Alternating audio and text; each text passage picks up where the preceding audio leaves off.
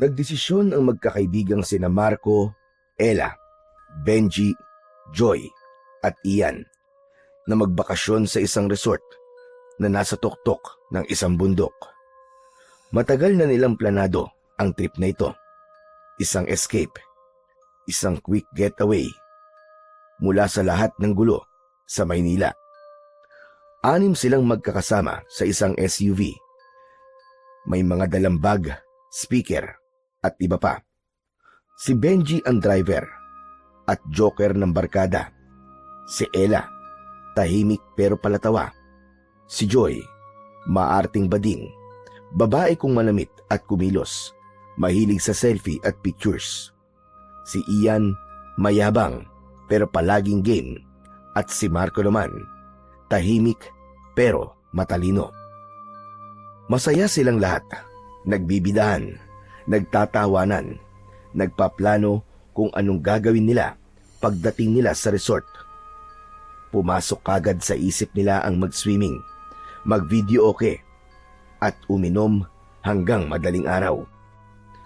Si Benji ang pasimuno ng trip na yon.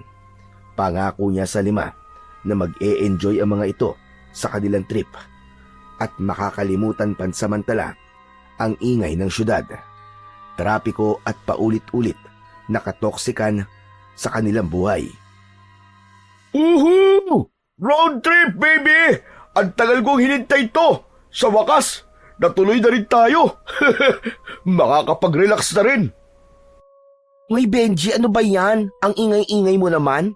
Akala mo wala tayo sa expressway, no? Ayan tuloy, napagalitan ka tuloy ng bebe loves mo. Pare, mag-focus ka na lang sa pagmamaneho. Parang first time lang mag-drive sa malayo Hoy, wag niyo akong inaasar ah. Masaya lang ako at excited, syempre. Kasi for once, hindi drawing yung plano natin sa GC. Di ba lagi na lang, next time, tapos wala naman. Oo nga, tama ka. Ako rin super excited. Kasi, ang tagal na nating hindi nagkakasama ng ganito. Sobrang miss ko na nga tong kulitan natin ganito eh. Sa bagay, yung huli nating outing, antipolo pa, di ba? After ng graduation.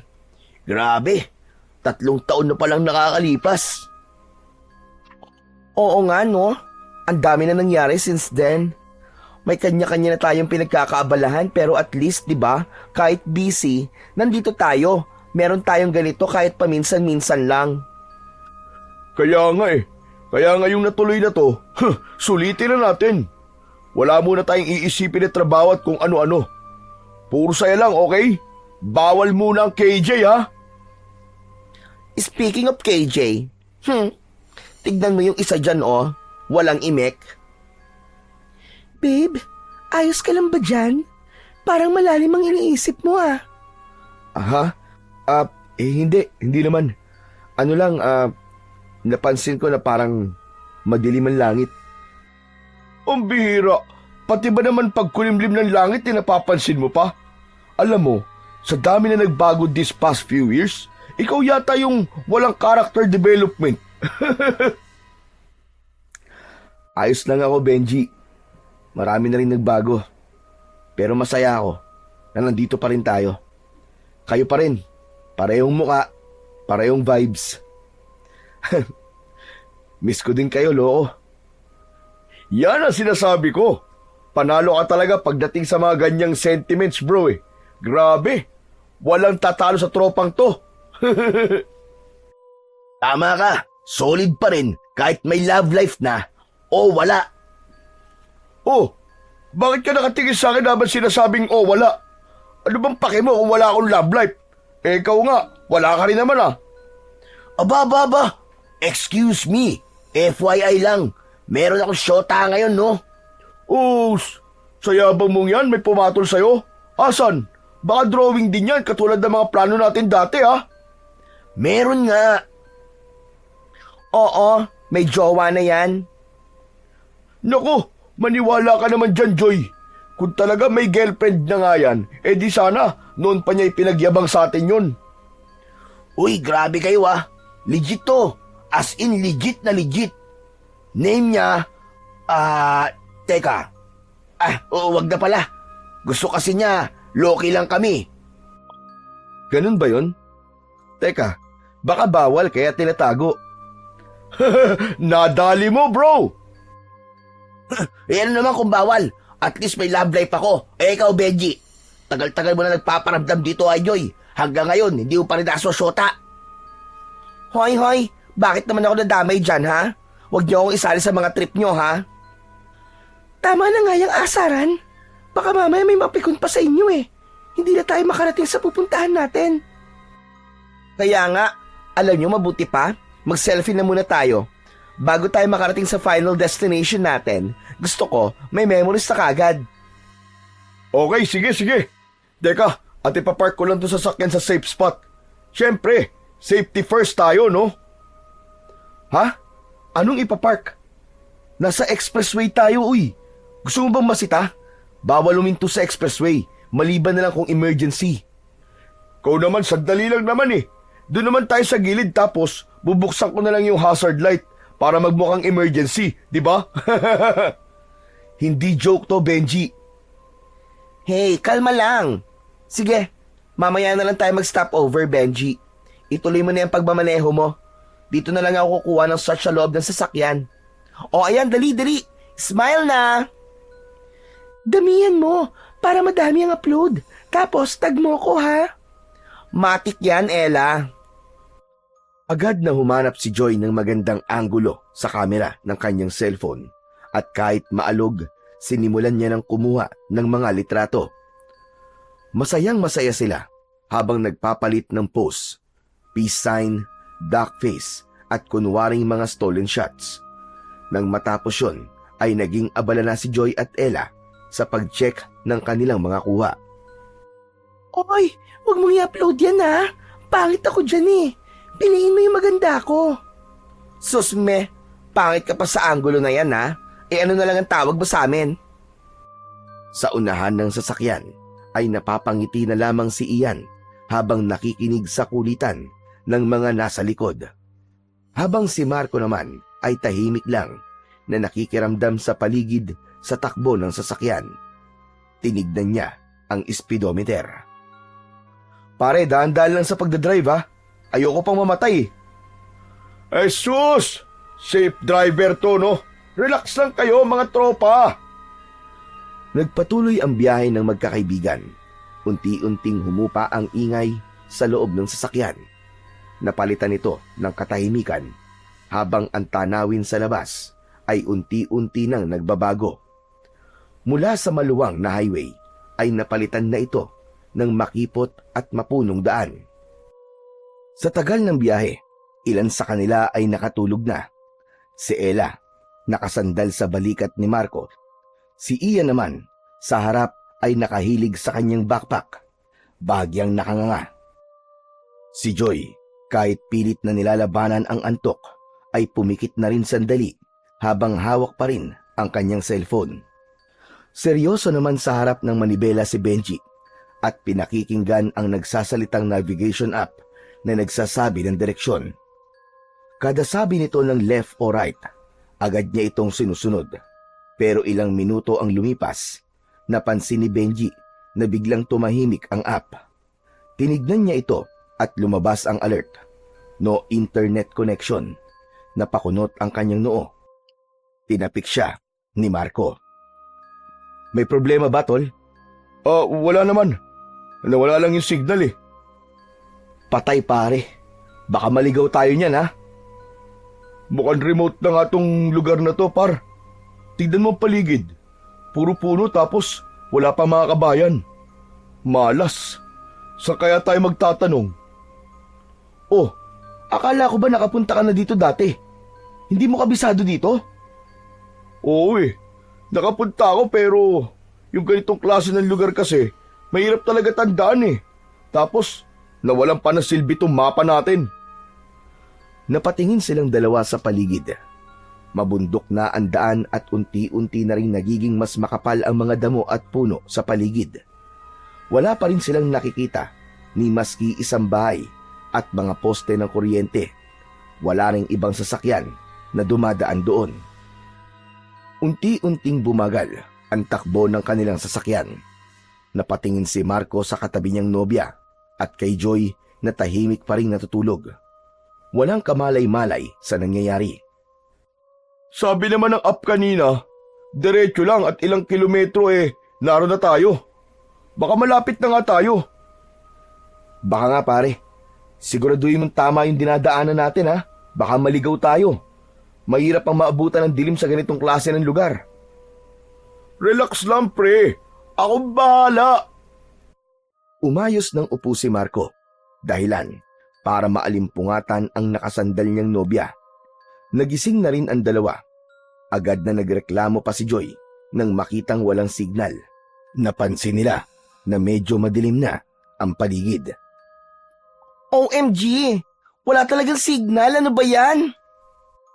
Wala nga rin ako pati GPS ko hindi na gumagana. Hoy Benji, sigurado ka ba dito sa dinadaanan natin ha? Ba't parang masyado na itong liblib? Huwag nga kayong praning, kabisado ko to. Malapit na tayo, promise. Ba't ba kasi ang bagal-bagal mo mag-drive? Bilisan mo naman na makarating na tayo kagad. Wala pang paakyat Ibig sabihin, malayo pa tayo. Di bilisan. Dahil sa inis at pangungulit ni Joy, ay mas binilisan ni Benji ang pagmamaneho. Halatang nawalan ito ng pasensya. Tumahimik ang lahat. Walang nagsalita. Parang lahat ay sabay-sabay na nakaramdam ng kakaibang tensyon. Naging mapagmasid si Marco. Naramdaman niya na may mali pero hindi niya matukoy kung ano.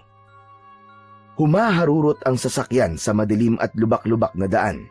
Pinipilit ni Benji na kontrolin ang manibela, pero sa bawat kurbada, halata ang kaba sa kilos niya. Nang marating na nila ang pababa at pakurbadang bahagi ng daan, biglang napatapak ang paa ni Benji sa preno. Pero walang nangyari. Muli niyang inapakan, mas madiin, pero wala pa rin. Nanlaki na ang kanyang mga mata.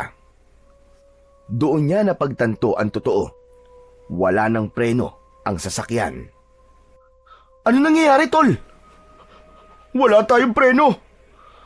Anong wala kang preno? Benji, nagbibiro ka ba? Biro lang yan, di ba? Hindi ako nagbibiro. Ayaw talaga kumapit ng preno. Ayan kahit anong tapak ko, wala. Yung preno mo uli. Hatakin mo na yung handbrake. Sinubukan ko na. Ayaw talaga Sko, Benji! Anong gagawin natin? Hawakan niyo yung mga gamit. Lahat! Kumapit kayo! Nagkagulo na sa loob ng sasakyan. Mas sinigpitan pa ni Benji ang hawak sa manibela at pilit na kinakabig para maiwasan ang mga puno at bato sa gilid ng daan. Pero hindi nito napigilan ang trahedya. Bumangga sila sa isang malaking puno sa gilid. Sumunod ay katahimikan. Tanging tunog ng unti-unting pagpatak ng tubig mula sa radiator ang maririnig sa labas. Sa loob ng sasakyan, amoy usok at alikabok. Unti-unting gumalaw si Marco. Napatingin siya sa paligid. Wasak ang kanilang windshield. May dugo sa noo si Ian, habang si Ella naman ay unti-unti na ring nagkakamalay. Si Joy ay nakapikit, nanginginig pero humihinga pa. Si Benji naman ay nakakapit pa rin sa manibela. Hingal na hingal, pero buhay. Aray! Okay lang ba kayo? Joy, Ella? Ako, okay pa. Masakit lang ang ulo ko. Pero mukhang okay naman ako. Sorry mga tol. Hindi to ang oras para humingi ng tawad, Benji. Siguraduhin muna natin na okay ang lahat. Kailangan natin makalabas sa sasakyan. Sinikap ng magkakaibigan na makalabas ng sasakyan kahit masakit ang katawan at nanginginig pa sa takot. Isa-isa silang lumabas sa mga pinto. May mga galos at pasa ang bawat isa sa kanila, pero wala namang malalang sugat. Nang makalabas na silang lahat, doon nila nakita ang sinapit ng kanilang sasakyan. Lukot ang harapan. Umuusok pa ang makina. Hindi na ito mapapagana pa. Lumaon Unti-unti nang nilamon ng dilim ang paligid. Nagsindi na sila ng flashlight. Sa gitna ng katahimikan, nagsimula na silang matakot. Hindi lang dahil na aksidente sila. Hindi lang dahil gabi na. Ang mas nakakapanindig balahibo, alam nilang naligaw sila sa isang lugar na hindi pamilyar. Ito ba? Ito ba yung sinasabi mong maayos na outing, ha, Benji? Oo na. Kasalanan ko na. Nawala ng silbi yung mapa eh. Bakit? Ginusto ko ba ito mangyari? O ngayon, paano na tayo niyan? Ano, stranded tayo dito? Seryoso ka? Sa ganitong klase ng lugar? My God, Benji! Hindi magandang joke to. Muntik mo na kami mapatay. Teka lang, hindi ko naman ginusto na maaksidente tayo ah. Tama na yan. Wala na tayong magagawa. Nangyari na eh. Ang mabuti pa, pag-usapan na lang natin kung ano ang plano. Tama. Lahat tayo pagod at masakit ang katawan. Pero kahit mag-ingay tayo dito, wala tayong mahihitang tulong.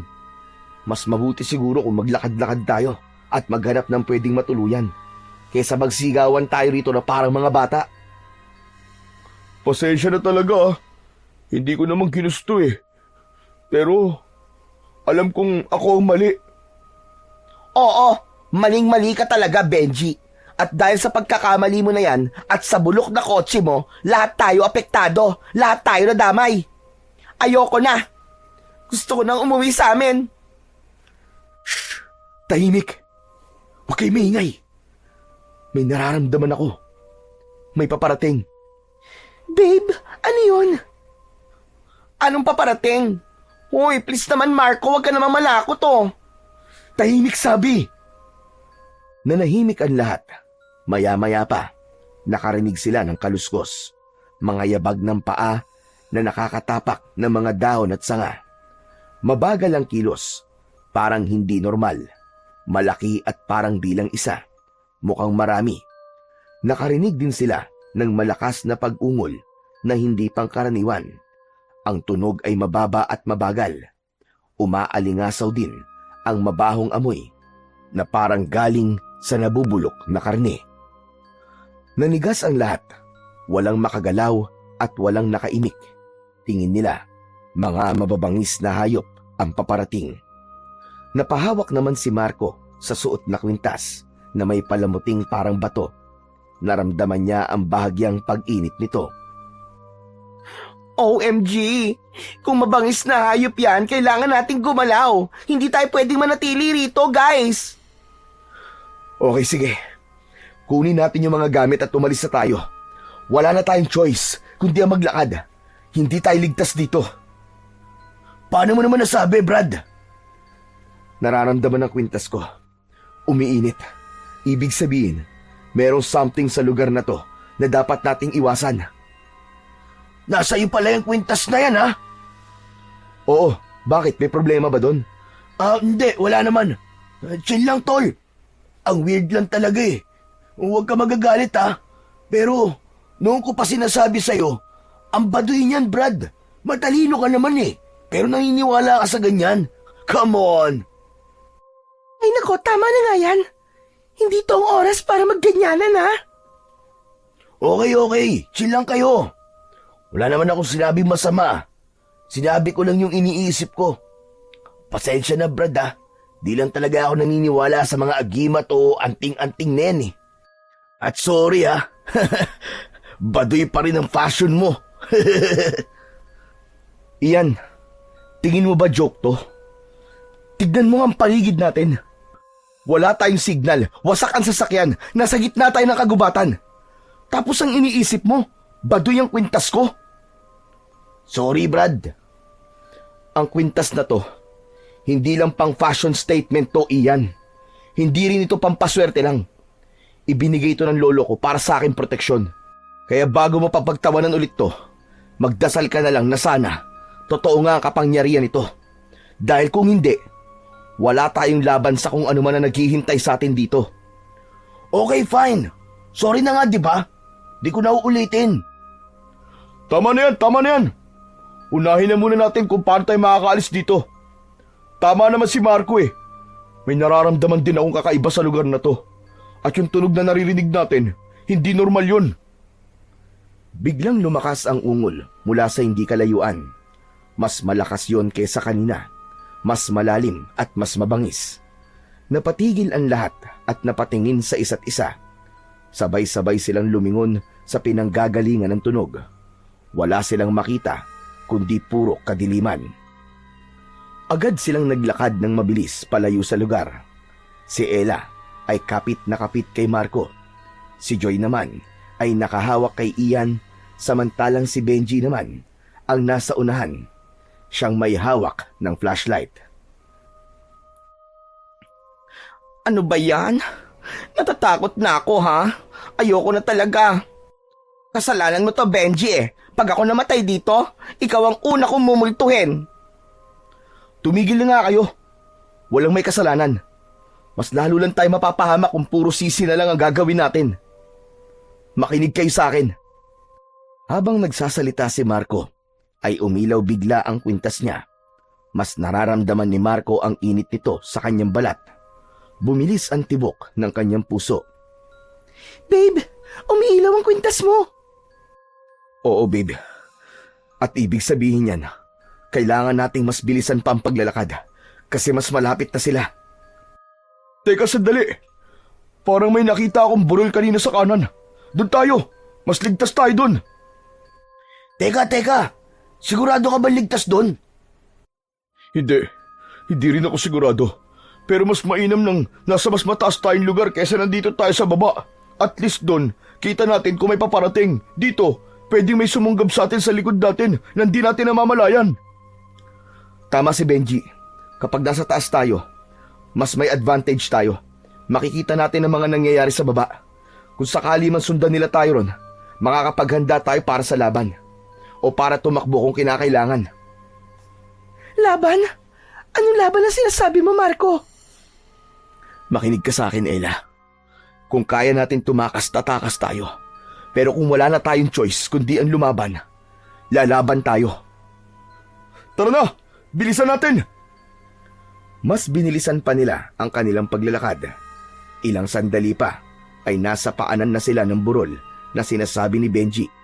Nagpalitan ng tingin ang grupo. Tignan nyo, may daan. Pero mukhang madulas. Mag-ingat na lang tayo sa pag-akyat. Si Marco ang nasa hulihan. Sinigurong walang may iwan. Maingat silang umakyat at nalampasan ang madulas at mabatong bahagi ng burol. Sa wakas ay nakarating din sila sa itaas. Hingal, pagod at nangihina. Maya-maya pa, narinig nilang muli ang malakas na pag-ungol. Anak ng tokwa naman, oo. Ayan na naman yung tunog. Sa palagay nyo, ano kaya ang mga yun? Sa kailan kaya sila? Wala akong ideya, par. Pero baka mga malalaking unggoy lang yun o kaya baboy mo. Hindi ko alam. Base sa tunog, parang 3 o 5. Diyos ko, OMG, ano ba yan? I can't na talaga, ayoko na. Teka guys, huwag kayong matakot. Basta tumahimik na lang muna tayo. Sa palagay ko, hindi pa nila alam kung nasan tayo. Nakinig sila kay Marco. Walang nagsalita ni isa sa kanila. Tahimik silang nagmasid sa baba mula sa itaas ng burol. Walang gumagalaw. Walang senyales ng kahit na anong nilalang. Maya-maya pa ay tuluyan ng tumahimik ang buong paligid. Wala na ang mga nakakakilabot na ungol. Ang mabahong amoy ay napalitan na rin ng preskong simoy ng hangin. Nakahinga silang lahat ng maluwag. Isa-isang napaupo sa damuhan. Nang masigurong payapa na ang paligid at wala nang anumang banta, napagpasyahan nilang doon na lang magpalipas ng magdamag. Nakahilera silang 5, nakasandal sa malaking bato at isa-isang pumikit, kahit di pa rin sigurado sa seguridad ng gabi. Kinabukasan, nang tumama na ang sinag ng araw sa kanilang mga muka, isa-isa silang nagmulat ng kanilang mga mata. Ayos! Ligtas tayo! Salamat sa Diyos. Akala ko, Hindi ko na makikita ang araw na to eh. Okay na ba tayong lahat, guys? May masakit ba sa inyo? Yung mga sugat. Umiling ang lahat. Ayos naman ang kalagayan ng bawat isa sa kanila. Kaya't napagdesisyonan nilang bumalik na sa lokasyon ng sasakyan at subukan sundan ang daan pabalik. Balak nilang maghanap ng signal para makatawag ng tulong. Maingat silang bumaba ng burol at saka nagpatuloy sa paglalakad. Makalipas ang halos 1 oras na tuloy-tuloy na lakad, natigilan sila nang makita sa harap nila ang 200. 100 papunta sa kanan at 1 naman papunta sa kaliwa. Teka, hindi ko ito maalala kagabi ah. Wala naman tayong dinaanan ganito, di ba? Parang wala nga, tol. Pero, baka hindi lang natin napansin dahil madilim. Inilabas ni Joy ang kanyang cellphone at nagsimulang kumuha ng mga random na larawan. Ano ginagawa mo, Joy? Kumukuha ng picture, ano pa ba? Baka kailanganin natin to sa future. Saka sayang din, wala man lang tayong souvenir sa adventure na to. Adventure ba to, Joy? Parang survival horror nga to eh. Hayaan mo na siya, Ella. Baka nga makatulong yan. Basta, wag lang tayong maingay. Baka marinig tayo ng kung sino. Saan tayo dadaan? Ano ng plano? Mabuti pa. Magbotohan na lang tayo kung sa kanan ba o sa kaliwa. Okay, ako sa kaliwa. Sa kanan ako. Sumang-ayon si Joy kay Ella. Kanan din ang pinili nito, pero si Marco ay sa kaliwa. Si Benji na lang ang hindi pa nakakapili. Oh, ikaw na magdesisyon, tol. Mukhang ikaw pa rin ang magiging driver kung saan tayo mapapadpad ah. Ayusin mo ang pagpili mo dahil kung papalpak ka na naman, mananagot ka na talaga sa akin. Tumingin silang lahat kay Benji at hinintay ang kanyang sagot. Sige. Nakapili na ako. Sa kaliwa. Sa kaliwa tayo pupunta. Ganon. At talagang kayo mga boys mahilig talaga sa kaliwa, no? Buti pa tong si Ele, hindi nangangaliwa. Ano?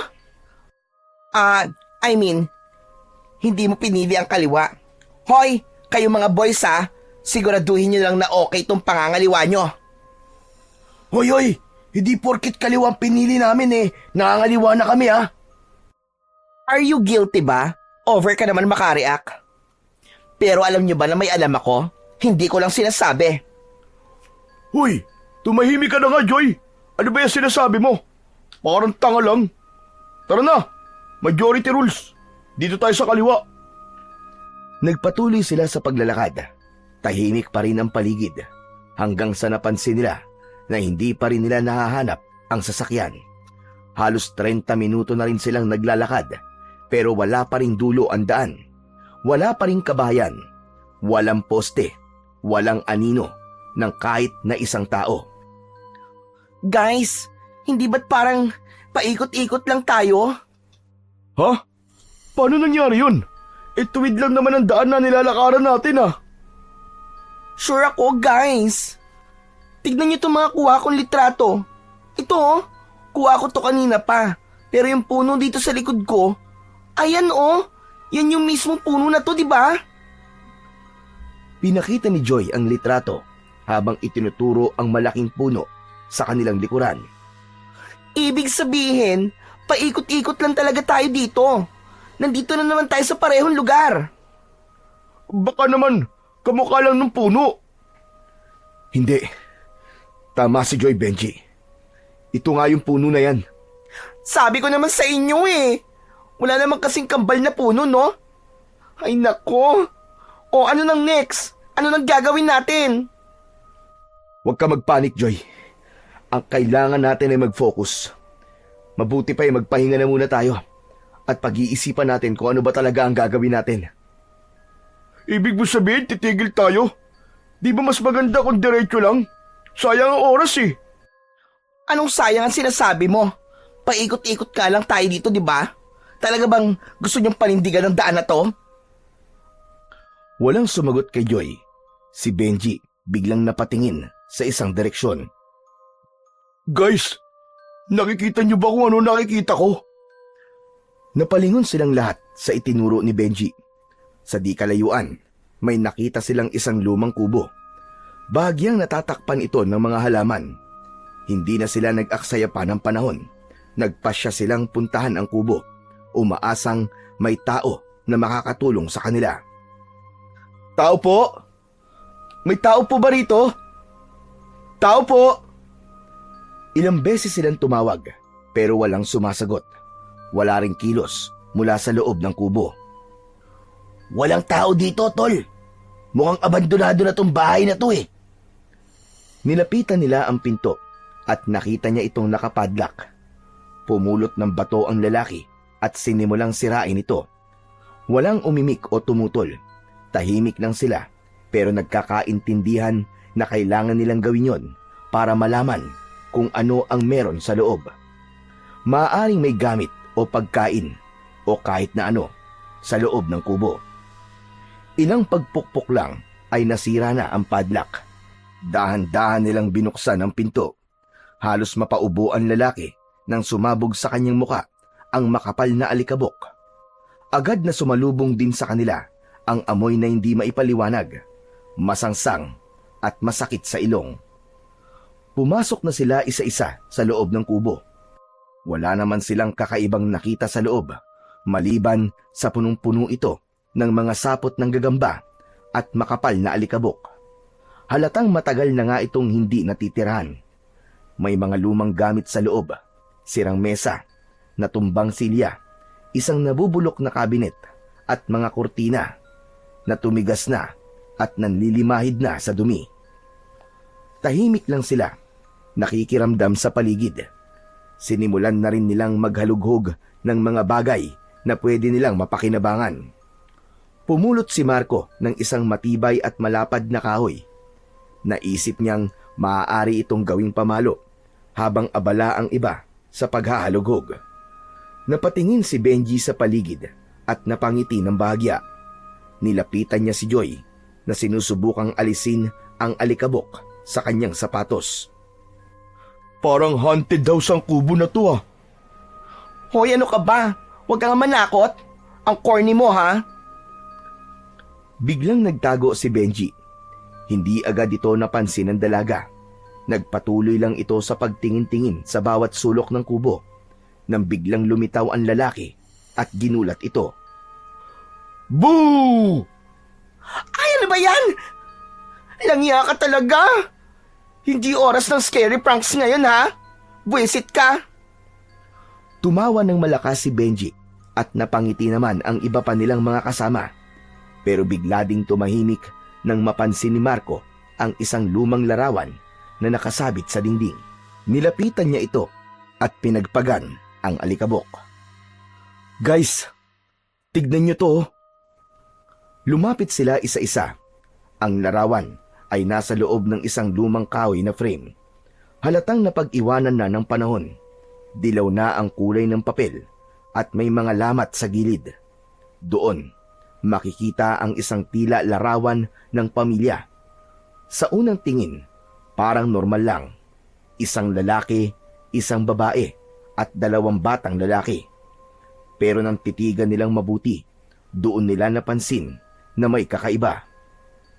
Ang lalaking nasa larawan ay may malaking katawan. Masyadong malaki para sa tao. Ang ulo niya parang may sungay. Ang babae ay payat, pero ang mga mata ay sobrang madilim. Halos walang puti. At ang mga bata naman, parehas na may malaking bibig na tila aabot na sa tenga. Malalaki ang mga ngipin. Lukot din ang balat sa kanilang mga muka. Tapos ay singkit ang kanilang mga mata. Ano yan? Sino ang mga yan? Hindi ko alam. Pero tignan niyo, hindi normal ang mga itsura nila. Parang mga halimaw, guys. Sus! Naniwala naman kayo sa picture na yan. Uso naman ngayon yung edit-edit, di ba? Yung AI. Hindi, guys. Hindi edit yan. Sure ako.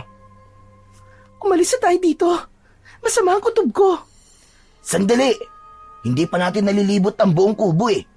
Mabuti pa, tara sa kusina. Baka may mga kutsilyo doon o kaya itak. Kunin natin para may magamit tayo if in case, di ba? Nagkatinginan silang lahat at dahan-dahang lumakad papunta sa kusina. Pagpasok nila sa loob, agad na sumalubong sa kanila ang matapang at mabahong amoy. Halos mapaduwal si Joy nang maamoy ito. Yak! Amoy patay! Literal! Ew!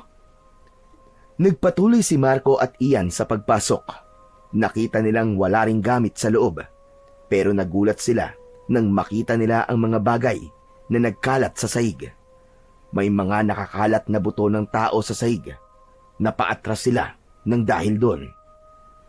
Guys! Anong klaseng lugar to? Sinong tumira dito? Parang katayan to guys ah. Tignan niyo mga buto sa sahig. Parang sadyang pinagputol-putol. Hindi kaya itong mga butong to ay pagmamayari ng mga taong nasa larawan? Pwede. Pero paano kung hindi pala talaga sila tao? At ang mga buto na to ay ang mga biktima nila.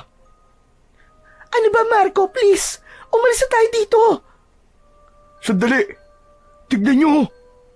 May kung ano sa banda dun. Sa isang sulok ay may nakita silang isang maliit na altar na may natunaw na kandila at sa gitna ay may isang krusipiho na nakabaliktad. Sa paanan ng altar ay may tuyong dugo na tila ibinuhos at may isang larawan ng demonyo. Guys! Ano to? Nagsasagawa sila ng ritual dito. Meron silang sinasamba sa altar na to dati. So ibig sabihin, yung mga buto sa sahig? Tama. Mga biktima nga sila. Tara na. Kailangan na natin makalabas sa lugar na to bago pa tayo makita ng kung sino man o ano man na dating nakatira sa kubo na to. Dahil sa matinding takot, tumakbo palabas ng bahay sina Ella at Joy. Mabilis namang sumunod ang kasama nilang mga lalaki. Nagpatuloy na sila sa paglalakad. Halos hindi na nila namalayan ang pagod at gutom dahil ang tanging laman ng isip nila ay ang makalayo sa lugar na yon. Ilang sandali pa ay may narinig silang mga boses. Mahina, parang mga taong nag-uusap. Agad nilang napagtanto na may tao sa paligid. Sinundan nila ang tunog. Dahan-dahan silang naglakad at naging maingat ang bawat hakbang. Hanggang sa narating nila ang bungad ng isang maliit na komunidad. Ang lahat ay nakatingin lang sa baryo. Pero si Marco, napansin niya ang isang matandang lalaki na tila nagmamasid o may binabantayan. Nakatago ito sa likod ng isang puno at nagtsatsagang sumilip. Nilapitan niya ito ng dahan-dahan. Manong? Nagulat ang matanda. Bigla itong napaatras at napahawak sa kanyang dibdib. Halatang hindi niya inaasahan ang presensya nila. Anong ginagawa niyo rito? Ako po si Marco, Manong. Pasensya na po kung nagulat po kayo, ha. Manong, naligaw po kami dito eh. Nabangga po yung sinasakyan naming sasakyan. Hindi po kami makaalis eh. Kailangan po namin ng tulong. Panandali ang natahimik ang matanda. Parang nag-aalinlangan kung dapat ba silang pagkatiwalaan. Pero nagbago ang reaksyon nito nang makita ang suot na kwintas ng binata. Sige, hali kayo. Pero dahan-dahan lang. Huwag kayong maingay. May mga mata at tenga na hindi nyo nakikita sa baryong yan. Sumunod sina Marco at ang kanyang mga kasama kay Mangorio. Tahimik lang silang naglakad sa likulikong daan na napapalibutan ng matataas na damo at malalaking puno. Papalayo na sila sa komunidad. Makalipas ang ilang minuto, narating nila ang isang kubo sa gitna ng mas masukal pambahagi ng gubat. Gawa ito sa kahoy at pawid. Medyo may kalumaan na ang itsura nito, pero matibay ang pagkakayari.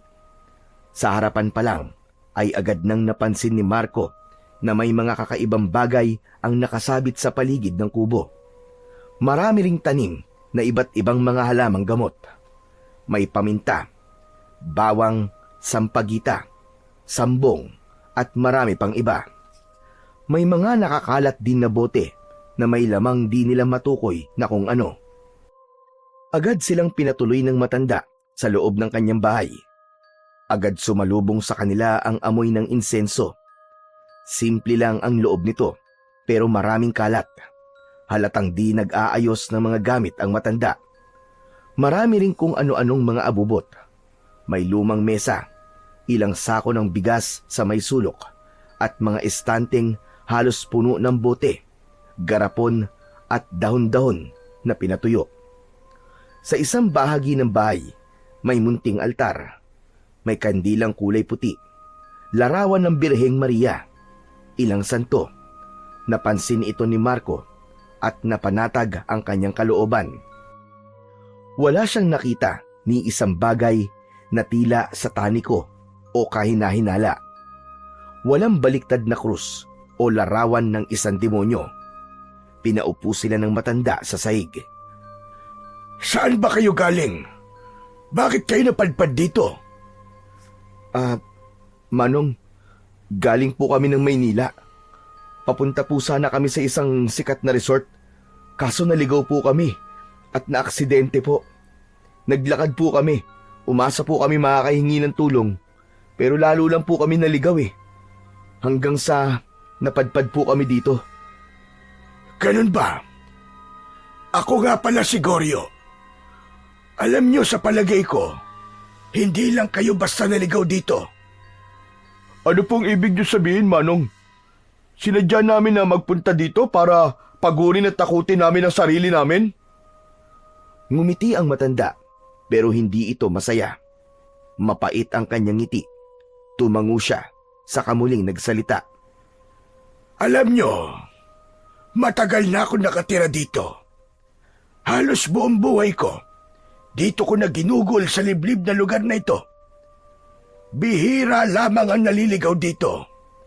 Kaya pagpasensyaan nyo na kung may nasasabi man ako na hindi sang-ayon sa inyo.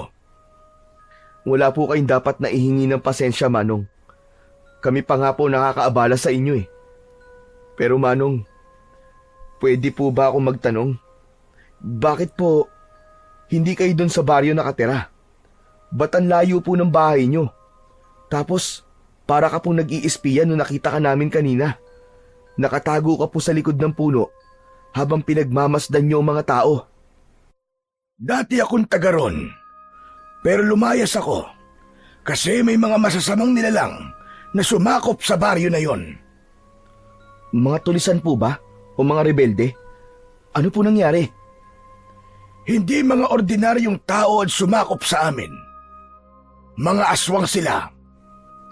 Uy, kwentong horror. Ayos yan ah. Ang galing ni Lolo. Master storyteller pala. Lo, anong klaseng aswang yun? Manananggal ba? Gabunan? O yung ordinaryong aswang lang na kumakain ng laman loob? Marami ako napapanood na ganyan eh. May isa nga, lumalabas sa inidoro eh. Hindi natawa ang matanda. Bagkus, tumalim ang mga tingin nito. Yumuko siya at dinampot ang isang maliit na kahon sa kanyang tabi. Binuksan niya ito at ipinakita sa kanila ang mga lumang litrato. Isa-isa niyang nilatag sa harap nila. Ito ang pamilya ko. At yung iba naman dito, mga kaibigan, kapitbahay. Dati, masaya lang kami. May tawanan, may salo-salong nagaganap. Sabay-sabay sa anihan. Pero unti-unti, nag-iba. Nagbago yung ugali nila, yung kilos at iba pa. Hanggang sa isang gabi, nakita ko mismo ng sarili ko mga mata kung paanong pinatay at kinatay ng isa sa kanila ang kababaryo naming buntis. Naging aswang sila? Nakakatakot naman po yun. Oo, at wala ko nagawa sa bagay na yon. Mabuti na lang at nakita niyo ko at di kayo dumiretso sa baryo. Dahil kung hindi, baka naging biktima na kayo ng mga mangangatay na aswang. Mangangatay na aswang? Ano ang kaibahan niyan sa mga napapanood naming aswang sa mga pelikula? Ang mga aswang sa baryo, may kanya-kanya silang tungkulin. May bantay, may hunter, at may tagakatay. Hindi sila kumakain ng sariwang laman ng tao? Ano yon? Kinakatay nila tapos niluluto? Kung ganon, aba, mga kanibal lang sila at hindi aswang. Makinig kayo. Ang mga tao sa baryong yon, nabubuhay na parang normal. Pero kapag sumasapit ang gabi, lalo na kapag bilog ang buwan, nag-iiba din sila ng anyo. Kumakain din sila ng laman loob o sariwang laman. Ganon, mga aswang nga sila.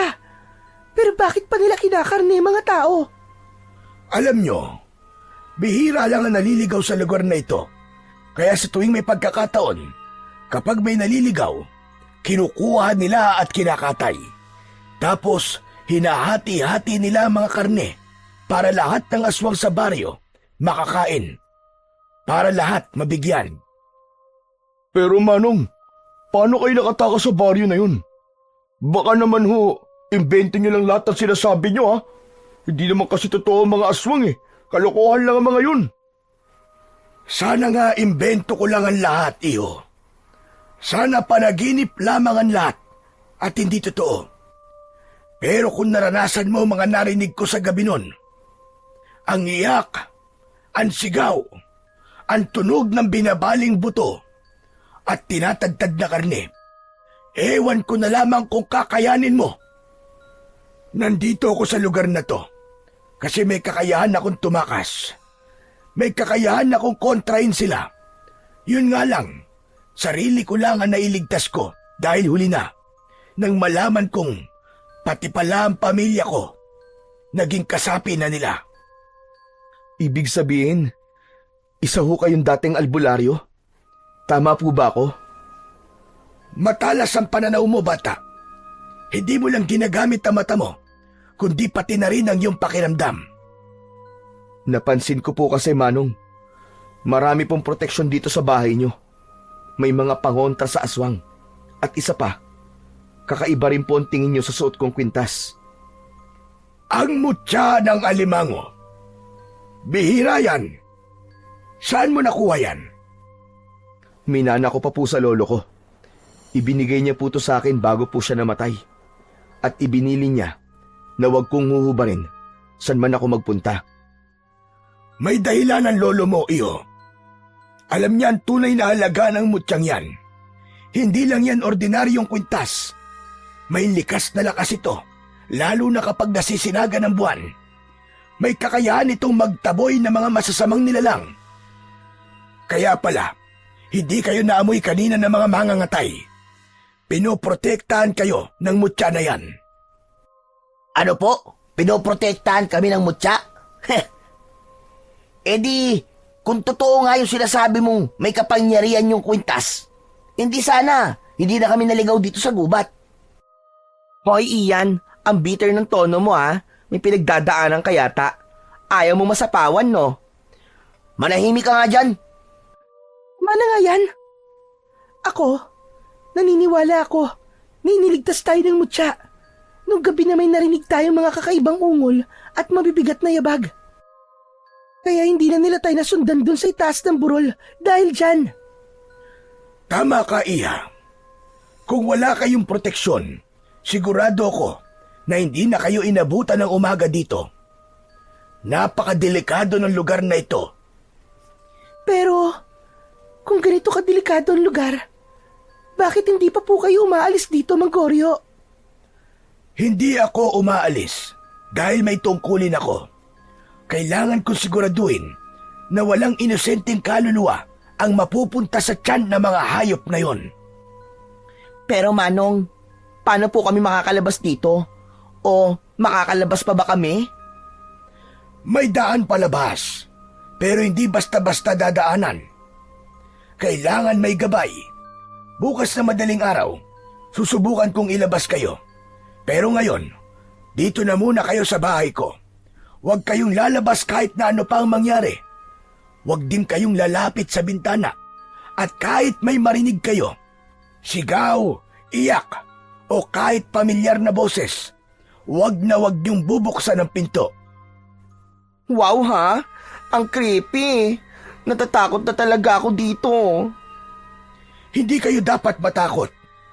Dahil ang takot ang nagpapalakas sa kanila. Makinig kayo sa akin. Aalis ako mamaya at hihingi ng tulong para mas sigurado na makaligtas kayo. Akala ko ho ba, wala nang ibang tao dito maliban sa inyo. Wala naman talaga. Ang hihingan ko ng tulong ay ang mga espiritu ng gubat. Hihingi ako ng kanilang proteksyon at gabay para wala tayong maging problema. Kanina aswag lang ha, ngayon may espiritu na. Ano kaya susunod? Tikbalang, duwende, o mangkukulam? Ano ka ba, Benji? Huwag kang ambastos. Kaya hindi kita magustuhan eh. Ang sama-sama ng ugali mo. Lahat dinadaan mo sa joke. Di ka man lang magseryoso sa buhay mo. Ewan ko sa'yo. Wala akong pakialam kung di ka man maniwala sa akin, iho. Hindi ko kailangan kumbinsihin kayo. Basta ako, gagawin ko ang sinumpaan kong tungkulin dito. Mamaya, kapag dumilim, aalis ako. Babalik na lang ako kapag magbubukan liwayway na. Kapag handa na ang lahat. Tahimik na tumango si Marco, habang sina Benji at Ian naman ay di na rin nagsalita at kumontra. Kumain na ba kayo? Hindi pa nga po, Manong eh. O sige, iwan ko na muna kayo. Magluluto ako ng makakain nyo ha. At pagkatapos, gagamutin ko na yung mga sugat nyo para hindi maimpeksyon. Tahimik na umalis si Mang Goryo at tumuloy sa kusina. Tumunog ang kaldero. May narinig silang pagkalansing ng mga kutsara at pagbukas ng lumang kabinet. Sa sala, muling namayani ang katahimikan sa grupo. Pero ilang sandali lang ay nagsimulang magsalita si Joy. Gutom na talaga ako, guys. Sa wakas, makakakain na rin tayo. Ano ba naman itong nangyayari sa atin? Sandali lang, dami mo namang arte. Seryoso ba talaga kayo? Mapagkakatiwalaan ba talaga yung matanda na yun? Masama din ang kutob ko eh. Marami siyang sinabi na parang hindi naman talaga kapani-paniwala. Kanina, tinatawanan ko lang at dinadaan ko sa biro ang lahat at pambabara. Pero sa totoo lang, alam nyo, medyo natatakot na rin ako eh. Lalo na nung binanggit niya mismo na naging aswang daw ang pamilya niya. O di ba? Isipin nyo, sigurado ba tayo na siya ay hindi aswang? Sang-ayon ako sa'yo, Brad. Paano kung trap lang pala to? Paano kung aswang din talaga siya? Pinapasok tayo dito sa bahay para patayin tayo mamaya habang tulog. Hindi siya aswang, guys. Nararamdaman ko yun. At kung talagang may plano siya sa atin, bakit pa niya tayo ilalayo sa baryo ng mga aswang? Eh di sana, kanina pa pinatay niya na tayo. Pero hindi ba, nag-alok pa nga ng pagkain at ng gamot? Eh paano, Brad? Kung lagyan niya ng pampatulog yun o kaya ng lason, kailangan ba talaga natin magtiwala sa kanya? Okay, fine. Sige, ganito na lang. Botohan na lang tayo ulit para iwas na sa madaming tanong. Majority rules ulit. O sige, magtaas lang ng kamay kung naniniwala kay Mang Goryo at kung handang sumunod sa mga plano niya. Agad na itinaas ni Marco ang kanyang kanang kamay. Sumunod si Ella nang walang pag-aalinlangan. Saglit na nag-atubili si Joy, pero kalaunay itinaas din ang kanyang kamay, sabay buntong hininga. Wala naman tayong ibang mapagkakatiwalaan sa ngayon kundi siya eh. Isa pa, to be honest, gutom na rin kasi talaga ako. Napatingin sina Ian at Benji sa isa't isa. Napakamot sa batok at saka tumango. Ay nako, sige na nga. Panalo kayo eh. Nagkaroon ulit ng katahimikan ang grupo. Lahat ay tila bahagyang gumaan ang loob matapos ang pasyang yon. Sa wakas, nagkaisa sila. Ang pagdududa ay napalitan ng isang maliit pero matatag na pag-asa. Maya-maya pa, bumalik na ang matanda. May dalang malaking kahoy na tray. Nasa loob nito ang mainit na sabaw na may gulay. Hiniwang nilagang kamote at daing na isda. Nagdala na din siya ng kanin at kanilang maiinom. Kain na kayo. Pasensya na kayo dyan sa naihanda ko. Hindi yan magarbo, pero kaya nitong palakasin ang katawan nyo. Galing yan sa kalikasan at hindi sa laman ng tao. Tahimik nilang tinanggap ang pagkain.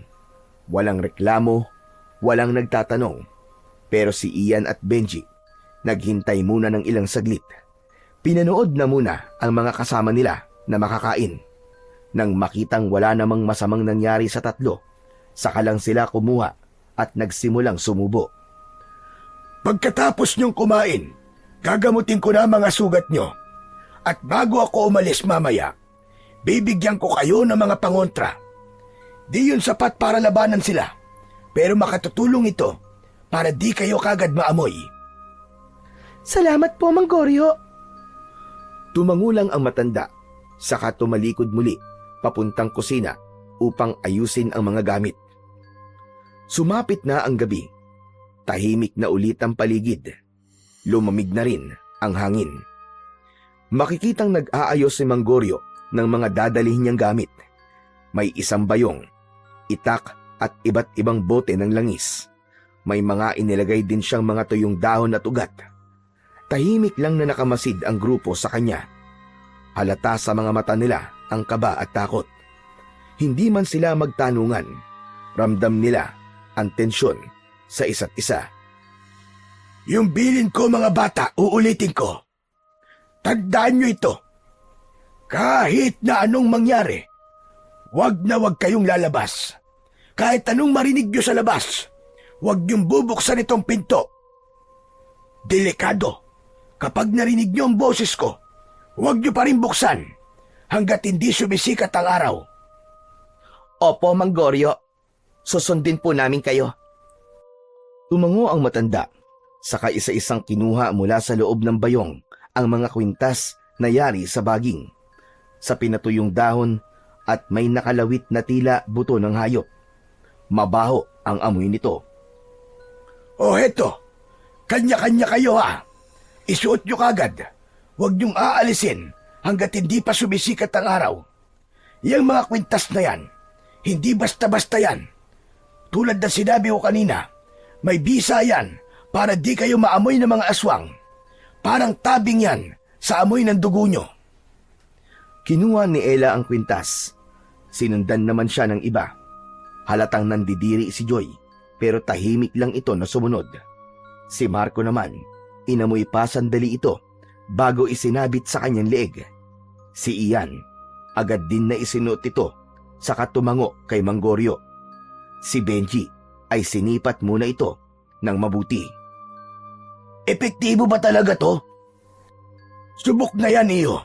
Basta't di lang kayo lalabas, ligtas kayo. Ba't parang napakabaho naman ito? Parang amoy na patay tong kwintas mo eh. Kasi nga, panlilin lang yan. Sanay ang mga yon sa amoy ng nabubulok na dugo at laman. Kaya kailangan tabunan ng amoy ng katawan nyo. Mas mabuti nang mabaho kayo kaysa mamatay, hindi ba? Tahimik ang lahat. Walang umangal. Isinabit na rin ni Benji ang kwintas sa kanyang leeg habang pinipilit na tiisin ang amoy nito. Sige, aalis na ako. Huwag niyong kalimutan ang mga bilin ko. Walang magpapapasok kahit na ano pang marinig nyo.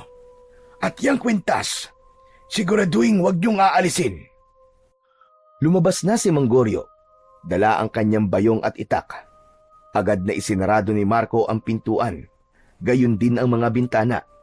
Naglagay na rin sila ng mga bawang doon. Pero ilang segundo pa lang ay napansin ng binata na hindi mapakali si Benji. Panay ang tingin nito sa pintuan. Hindi ko na kaya. Susundan ko si Mang Goryo. Ano? Di ba sabi niya, huwag tayong lalabas? Kaya nga, naku Benji huwag mong gagawin yan, delikado. Baka hindi ka na makabalik. Makinig ka sa kanila, Benji. Kung totoo man na aswang yung mga tao, isang buong baryo yon. Ipapahamak mo lamang ang sarili mo. Alam ko. Pero ako kasi may kasalanan kung bakit nandito tayo eh. Ako yung nagyaya sa inyo dito, di ba? Tapos Ako yung tanga-tanga na nag-drive at umasa sa pesting apps na yun. Kaya dapat may gawin din ako para makalabas tayo dito. Benji, hindi ka namin sinisisi. Hindi mo kailangan gawin yan. Kailangan, Ella. Hindi to para magyabang lang. Kailangan ko malaman kung totoo nga ba yung sinasabi ng matandang yun. Kung mapagkakatiwalaan ba talaga siya. Kasi kung hindi, mas delikado tayo rito. Tumahimik ang lahat. Alam nilang may punto ang kaibigan nila. Ramdam nila ang bigat ng desisyon ni Benji. Maya-maya pa ay tumindig ang binata. Inayos ang kwintas at hinawakan ang palawit nito. Sabi ni Mang Goryo, proteksyon daw to, di ba? Bahala na. Kung di ka na talaga mapipigilan, sasamahan kita, tol. Hindi, wag na. Kailangan ni na Joy at Ella ang kasama dito. Wag mong ipagkakatiwala kay Ian yung dalawa na yan. Ha? Aba, teka lang, Benji. Ba't ako na naman ang nakita mo? Pambihira ka naman, oo. Sige na, aalis na ako. Baka makalayo yung matanda eh. Di ko na masundan. Baka naman pwedeng bukas na lang. Hintay mo na lang si Mang Goryo. Baka mamaya pareho pa kayo mapahamak, Benji. Oo nga, huwag mo na kami iwan dito. Nakakatakot na nga eh. Benji, ano? Pero hindi na nagpapigil ang binata. Kinuha niya ang flashlight mula sa bulsa at tinignan ang pintuan na nakasara. Lumapit siya dito at agad na binuksan. Huwag kayo mag-alala, guys. Babalik kagad ako. Aalamin ko lang ang totoo. Pagkatapos nun ay lumabas na ang lalaki. Agad na isinara ni Ian ang pinto. Narinig nila ang papalayong mga yabag. Pare-pareha silang natahimik. Hindi makapaniwala sa tapang na ipinakita ng kaibigan. Ay, ano ba yan? Sana matapos na ang gabing ito. Ba't ba kasi umalis pa yung lalaki na yun eh? Kinakabahan tuloy ako. Sa palagay nyo guys, tama ba yung ginawa niya? Di ba talaga pwede na manahimik na lang tayo dito at maghintay ng umaga? Wala tayong magagawa kung yun ang desisyon niya. Ipagdasal na lang natin na makabalik siya. Grabe! Ang kate naman! Napatingin silang lahat kay Ian. Panay ang kamot nito sa leeg kung saan nakasabit ang kwintas na bigay ni Mang Goryo. Napansin nilang namumula ito at nagkakaroon ng maliit na butlig. Oh my gosh! Mukhang allergic ka sa kwintas mo. Ewan ko, kanina pa to eh. Akala ko, init lang ng katawan. Pero ang katila talaga eh. Parang may gumagapang sa balat ko. Tanggalin mo na kaya muna. Ay wag! Di ba sabi ni Mang Goryo, wag daw tatanggalin kahit na anong mangyari? Eh anong gagawin ko? Titiisin ko na lang ba ang pangangati hanggang sa kumalat sa katawan ko? Kaya kayo ba? Ayos lang ba kayo? Hindi ba kayo nangangati? Isa-isang tinignan ng grupo ang mga kwintas nila. Si Ella, okay lang. Si Marco, hindi rin nangangati. Si Joy, medyo nandidiri pa rin, pero wala namang rashes. Ba't ikaw lang ang nagkakaganyan, Ian? Hindi ko nga alam eh. Hindi kaya may galit sa akin yung matanda na yon kasi kinukontra ko siya kanina. Baka dilagyan niya to ng pampakati. Tumigil ka na nga dyan. Bakit naman gagawin ng matanda yun sa'yo? Lalo tuloy ako nag-aalala eh. Ayoko na. Hindi ko na to matiis. Sandali lang, hoy. Kung aalisin mo yan, madadamay kaming lahat dito, no? Subukan mo na lang kaya na wag nang galawin at wag ka na rin kamot ng kamot para di kumalat. Akala mo ganun kadali lang pigilan to? Alam mo kung ano nararamdaman ko ngayon? Para ako nilalanggam. Umupo si Ian sa gilid ng papag. Hawak-hawak ang leeg niya. Halatang nagpapanik na siya. Nanginginig ang kamay, pero pinipilit pa ring kalmahin ang sarili. Napatingin sa kanya ang lahat. Halatang nag-aalala. Pero ilang saglit lang, hinablot niya ang kwintas mula sa kanyang leeg at hinagis yun sa sahig. Pucha! Bahala na kayo! Di ko na talaga kaya eh! Tumayo siya agad. Nagmamadaling kumuha ng tubig sa galon. Binuhos ito sa palad at saka mabilis na hinugasan ang leeg niya. Nanginginig pa ang kamay niya habang hinihilod ang balat. Walang nagawa ang tatlo. Tahimik lang silang nakatingin at napapailing. Nakita nila na talagang namula ang leeg nito at tila namaga din ang balat. Umupo si Ian, basang-basa ang leeg. Sana hindi ka maamoy. Sana hindi ito maging dahilan para sugurin tayo ng mga aswang dito. Pulutin mo na lang ang kwintas. Hawakan mo na lang o kaya gawin mong pulseras. Parehas din naman siguro yun. Ang importante, nakakabit sa katawan mo. Oo nga no, ba't di natin naisip yon? Buti na lang matalino talaga si Marco. Dahan-dahan dinampot ni Ian ang kwintas at tulad ng sinabi ni Marco, inilagay niya ito sa kanyang braso. Pero pagkalipas lamang ng ilang sandali, may mga naririnig na silang mga kaluskos mula sa labas. Pamilyar sa kanila ang tunog na yon, ang mabibigat na yabag at ungol na parang galing sa mababangis na hayop. Nagkatinginan silang apat. Dahil sa takot, napayakap si Joy kay Ella. Si Marco naman, mahigpit ang hawak niya sa kahoy na dala pa niya kanina. Nanigas naman ang katawan ni Ian habang nakatitig sa pintuan. Ang mga yabag ay papalapit ng papalapit at ang mga ungol ay palakas naman ng palakas. Mas lumalalim, mas bumabangis. Parang may halong gutom. Parang hayop na matagal nang hindi nakakakain at nakakaamoy ng sariwang laman. Ramdam na nila ang mabigat na presensya ng mga nilalang na nasa labas. Sa bawat segundo ng katahimikan, parang bumabagal ang oras nila. May mga narinig silang pagkalmot sa dingding. Kasunod ay ang malalim na buntong hininga. Sunod-sunod ang kaluskos na parang nililibot ang buong bakuran ni Manggorio.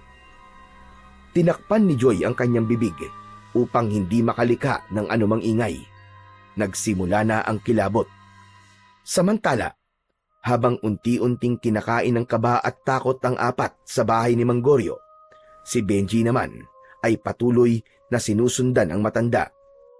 Medyo malayo ang distansya niya, pero kita niya pa rin sa unahan. Tuwing lumilingon ang matanda, mabilis siyang nagtatago sa likod ng mga puno.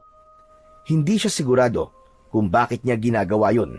Basta ang alam niya, may kakaiba kay Manggorio at gusto niyang malaman ang totoo. Maya-maya, huminto sa paglalakad ang matanda. Nasa gitna sila ng kakauyan. Sa harap nito, may isang malaking bato. Sa gitna ng dilim, ito lang ang nasisinaga ng buwan. Para bang may spotlight sa langit na nakatutok lang doon. Dahan-dahang nagpalit ng suot si Manggorio. Isinuot niya ang isang itim na damit. Mahaba at makapal, parang kasuotan ng isang pari nung panahon ng mga Kastila. Pagkatapos, lumuhod siya sa harap ng bato at nagsimulang bumulong ng kung anong wika. Hindi ito maintindihan ng binata. Tumaas ang mga balahibo niya habang naririnig ang boses ng matanda. Parang may kinakausap din itong hindi nakikita. Napatigil sa paghinga si Benji nang may mapansin na kakaiba. Ang anino ni Manggorio hindi normal. Sa halip, may sarili itong anyo. May hugis na hindi tugma sa katawan ng matanda. Malapad, malaki, may mahabang mga galamay. Meron din itong mapupulang tila mga mata. Gumagalaw ito sa iba't ibang direksyon. Parang may hinahanap. Nagulat siya nang mapansin niyang unti-unting tumingin ang anino sa direksyon niya. Maya-maya pa ay kumilos ito papalapit sa kanya. Hindi na niya napigilan ang kanyang sarili. Napaatras siya, pero natapakan niya ang isang tuyong sanga. Nawalan siya ng balanse at napaupo sa lupa. Nakita niyang lumingon ang matanda sa direksyon niya. Matalim ang mga titig nito sa kanya. Hindi siya makakilos. Nangatog ang buong katawan ni Benji. Nagulat pa siya nang magsalita ang matanda.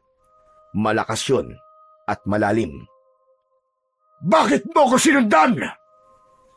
Hindi nakasagot ang binata. Lumapit ng dahan-dahan ang matanda at huminto ito sa harap niya at inaabot ang kamay. Halika! Tumayo ka, anak! Pero imbis na tanggapin ang kamay nito, biglang tinabig niya ito at gumapang palayo. Huwag! Huwag ka lalapit! Huwag ka lalapit! Halimaw ka! Halimaw ka! Nanlaki ang mga mata ni Mang Goryo. Kita sa mukha niya ang pagkabigla, pero agad siyang lumuhod at muling nagsalita. Kalmado at mababa ang tono. Hindi ako halimaw. Hindi mo lang naiintindihan ang nakita mo. Ginagawa ko to para sa inyo. Para sa kaligtasan niyong lahat. Yung anino mo, nakita ko parang halimaw. Anong klaseng tao ka? Huminahon ka at makinig. Hindi lahat ng nakikita mong kakaiba ay masama. At hindi lahat ng hindi mo maintindihan ay kalaban mo na kagad.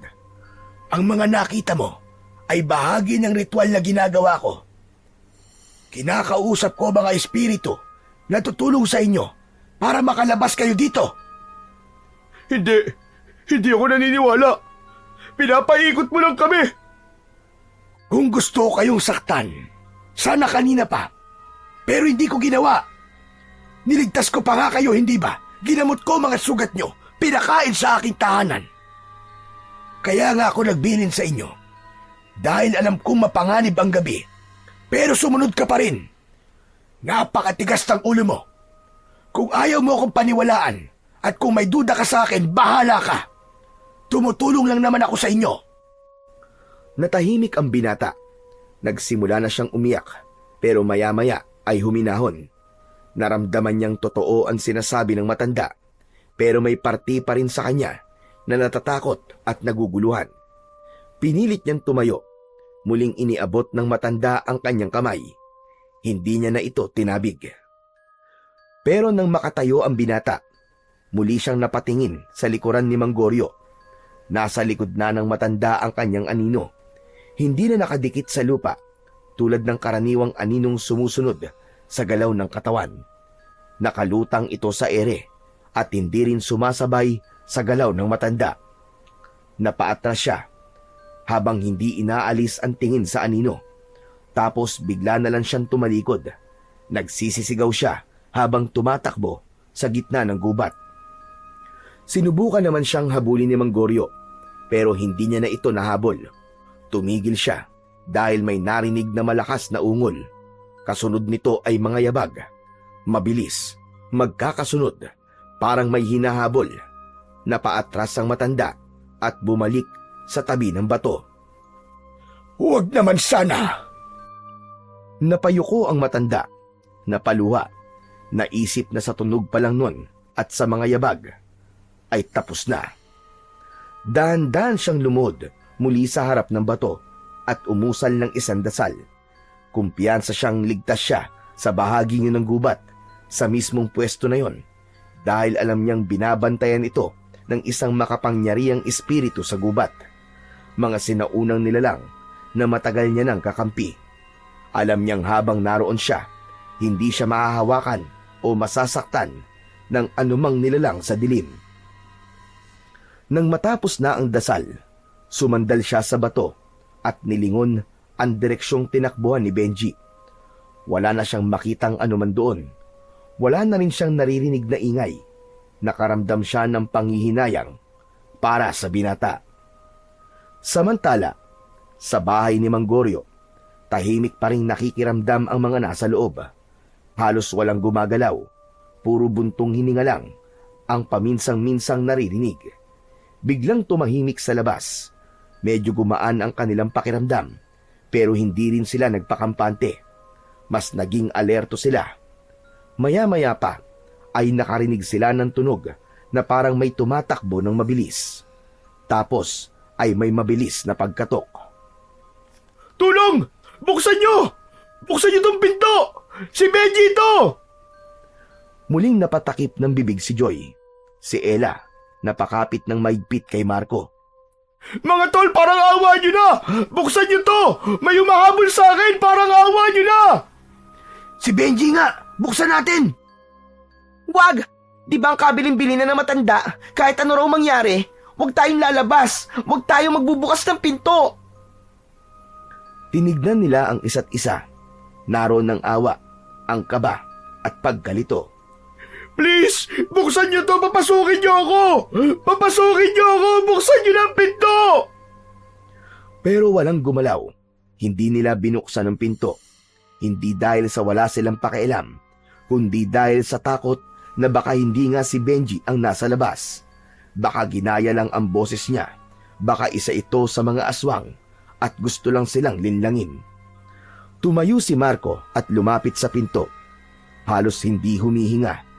Si Joy naman, napapikit na lang at mariing ipinagdasal na sana hindi sila nagkamali sa kanilang desisyon. Naramdaman ng lalaki ang pag-init ng kanyang mutya. Kaya naman, nag-atubili siya na buksan ang pinto. Naisip niyang baka senyalis ito o isang babala na nagsasabi sa kanya na wag niya itong pagbuksan. Maya-maya pa ay nakarinig sila ng isang malakas na kalabog sa pinto. Napaatras si Marco.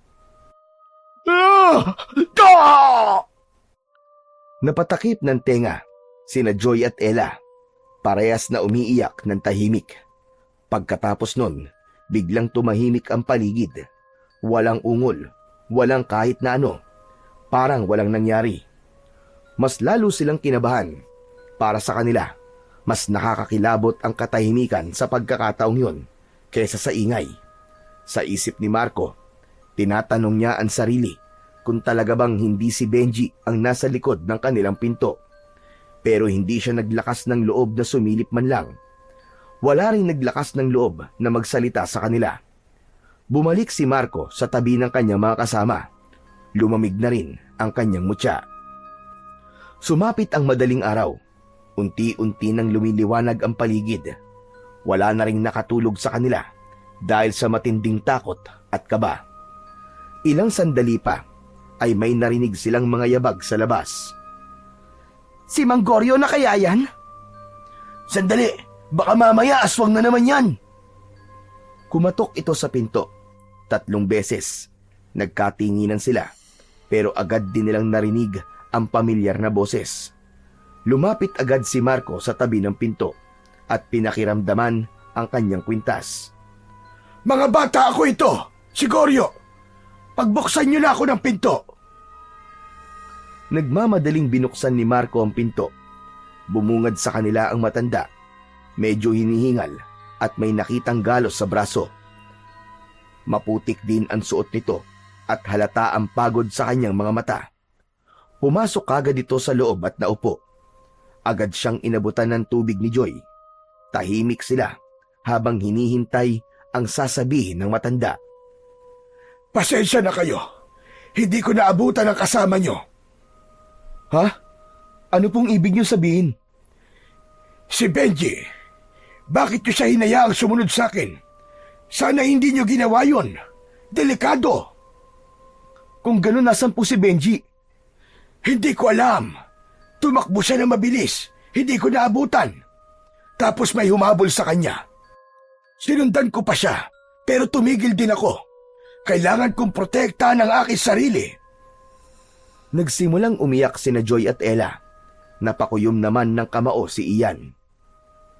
Ibig sabihin, si Benji talaga yung kumakatok kagabi at tumingi ng tulong sa atin? Sabi ko na eh. Hoy, ano sabi ko na? Hindi ba't ikaw nga yung sabi kagabi na hindi si Benji yon? Na makinig tayo sa bili na matanda na yan na wag magbukas ng pinto? Eh kasi natatakot ako eh. Ikaw natakot ka rin naman ah. May choice ka rin na buksan ng pinto kung talagang gusto mo. Diba? Hindi ka rin naman nagpapaawat kung may gusto ka. Tigilan niyo na nga yan. Anong sinabi mo? Tigilan, Ella? Ano ang pipigilan ko? Yung bibig ko? Bakit? Natatakot ka ba na may masabi akong hindi maganda sa pandinig nyo? Tumahimik ka na! Tama na! Ang sinasabi ko lang naman, wala namang mangyayari kung magsisisihan tayo. Pare-pareho tayo natakot. Lahat tayo, iniisip na baka hindi siya yon, na baka patibong lang. Tahimik lang si Marco. Ipinikit niya sandali ang kanyang mga mata at mariing pinisil ang kanyang mutya. Kung ganon, ano nang gagawin natin? Kailangan nyo na maganda. Aalis na tayo. Sandali lang, hindi pwede. Bakit? Hindi kami pwedeng umalis dito na hindi namin nalaman kung anong nangyari sa kaibigan namin. Paano kung buhay siya? Sama-sama kami nagpunta sa lecheng lugar na to, kaya sama-sama din kaming lalabas dito. Pero kulang na tayo sa oras. Kailangan nyo na makaalis kagad dito. Kung hindi, baka matulad na kayo sa ibang mga naligaw dito na di ko nailigtas dahil sa katigasan ng mga ulo nila. Pasensya na po, Mang Goryo. Pero tama po si Ian. Hindi namin iiwan dito ang kaibigan namin. Guys, sigurado ba kayo dyan? Paano kung patay na pala siya? Paano kung kinatay na siya ng mga aswang at kinain? Paano mo nagagawa yan, Joy? Kaibigan natin si Benji, ano ka ba? Hindi ka ba nakukonsensya, maski konti lang? Kasalanan natin kung sakali man na may masamang mangyari sa kanya. Dahil kung binuksan sana natin yung pinto kagabi, kasama natin siya ngayon.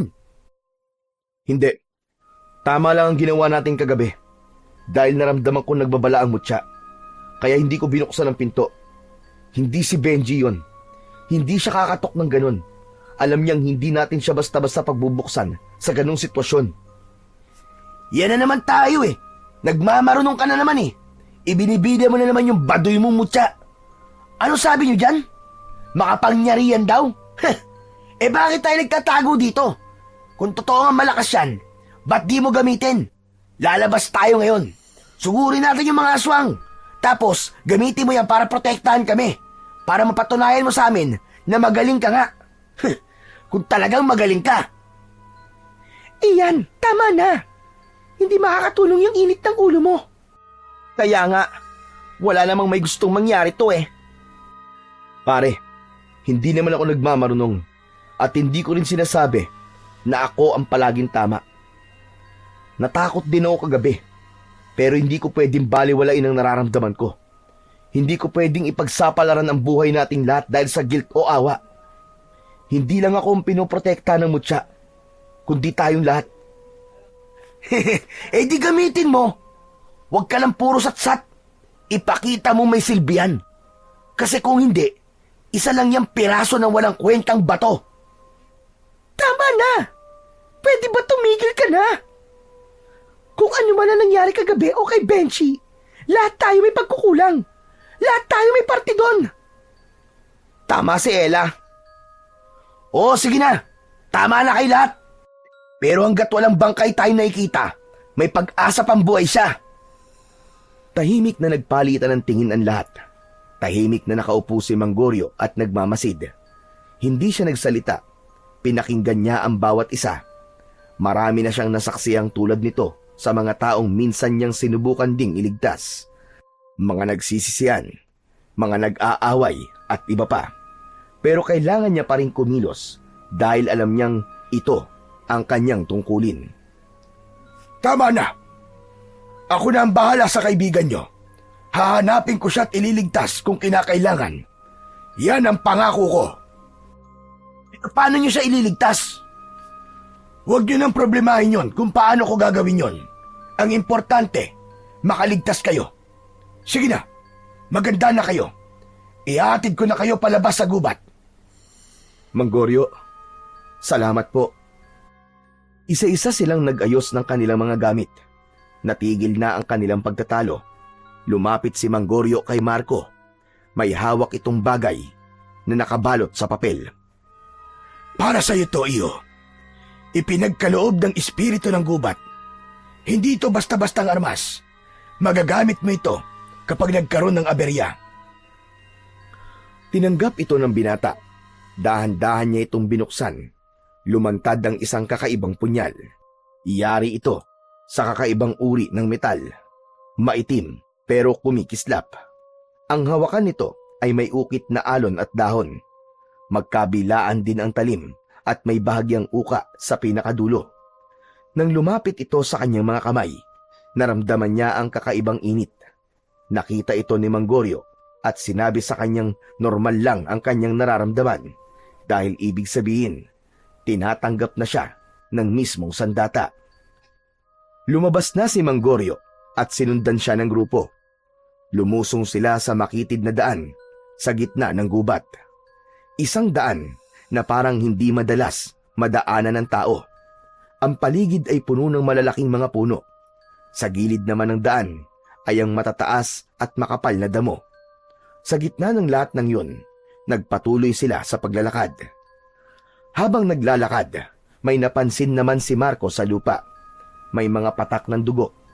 Tumigil sila at tinignan yun. Guys, tignan nyo. Dugo to ah. Ipinagpatuloy nila ang pagakbang. Dahan-dahan, hanggang sa may nakita silang kalat-kalat na mga bahagi ng katawan ng tao. May maliit na hiwa ng balat, buto at laman na parang tinaddad. Napapikit si Ella at napasigaw naman si Joy. Lalong tumindi ang kaba nila nang makita nila ang isang duguan na damit na nakatapon na lang sa gilid ng daan. Dahan-dahang nilapitan yun ni Marco. Kinuha niya ito at ipinakita sa iba. Sa kanya to. Kay Benji. Oh my God! Diyos ko! Hindi! Hindi totoo to! Ganun na lang yun. Ganun na lang ba talaga kabilis na nawala na siya sa atin? Sandali lang. Huwag natin isipin kagad na patay na siya. Malay nyo, nakatakas siya at nakaligtas. Dugo lang to, pero wala ang bangkay niya. Pero sa loob-loob ng binata, alam niyang maliit ang pag-asa na buhay pa nga ang kaibigan. Ang dugo na nagkalat, ang mga tadtad na laman sa daan, at ang dugo ang damit ni Benji ay nagsasabi ng katotohanang patay na nga ang kanilang kaibigan. Umiyak sila at di makapaniwala sa nangyari, pero hindi pa man nagtatagal ay may bigla silang narinig na mga yapak. May tunog ng naaapakang mga sanga at dahon, sunod-sunod at mabilis. Maya-maya pa ay nagsilitawan sa likod nila ang 10 lalaki. Malalaki ang kanilang katawan, matitigas sa mga braso at dibdib. Ang mga ngipin nila ay mapuputi pero nakakapangilabot dahil sa kanilang mga hilaw na ngisi. Ang mas lalong kinatakutan ng grupo ay ang mga hawak nilang sandata, mga malalaking kutsilyo na may malapad na talim, parang gamit ng mga matador sa palengke sa pagkatay ng mga hayop. Dalian nyo! Takbo! Sumigaw si Manggorio at binilisan ang kanyang pagtakbo. Hindi naman kagad na nakahuma ang magkakaibigan. Wala pa sa sarili, gulat na gulat, nangihina pa sa pagkabigla sa sinapit ni Benji. Mula sa kanan, isang lalaking malaki ang katawan ang sumugod ng mabilis. Parang hayop ito kung kumilos. Hinablot niya si Joy sa braso. Napasigaw ito habang siya ay kinakaladkad. Marco! Marco, tulungan mo ako! Hinila siya na parang isang manika lang. Nagsisisigaw ito habang kinakaladkad papasok sa makapal na damuhan. Pilit siyang sumusuntok at pumapadyak pero wala siyang laban sa lakas ng nilalang na yon. Masyado itong mabilis, parang hayop kung gumalaw. Bago pa makalapit sina Marco, Ian at Ella, nakita nilang nilapag sa lupa si Joy at gaya ng mga hayok, agad siyang pinagtulungan. Walang awa, walang pag-aatubili. Sunod-sunod ang mga saksak, tagtad, tagpas, at gutay. Napuno ng malalakas na tili at sigaw ang buong paligid. Saglit lang, at pagkatapos nun ay dumaan ang nakakabinging katahimikan. Nanginig si Ella sa kanyang nakita. Halos manlambot ang kanyang mga tuhod. Nanlaki naman ang mga mata ni Ian at Marco habang pinapanood ang karumal-dumal na pangyayari. Maya-maya ay lumabas ang 2 lalaki. Agad na nakilala ni Marco ang mga ito. Kamukha ng mga ito ang 2 bata na nasa larawan sa unang bahay na kanilang pinasok. Ngayon ay malaki na sila, pero hindi maikakailang sila yon dahil kapareha sila ng itsura. May mga diferensya ang kanilang itsura, parang lukot, puno ng kulubot at singkit ang kanilang mga mata na halos hindi na maidilat. Maluwang din ang mga bibig. Hindi sila nagsasalita, pero tawa lang sila ng tawa na parang mga abnormal. Matinis ang kanilang boses, parang tuwang-tuwa ang mga ito sa pinapanood. Umalis na kayo dyan kung ayaw niyo matulad sa kanya!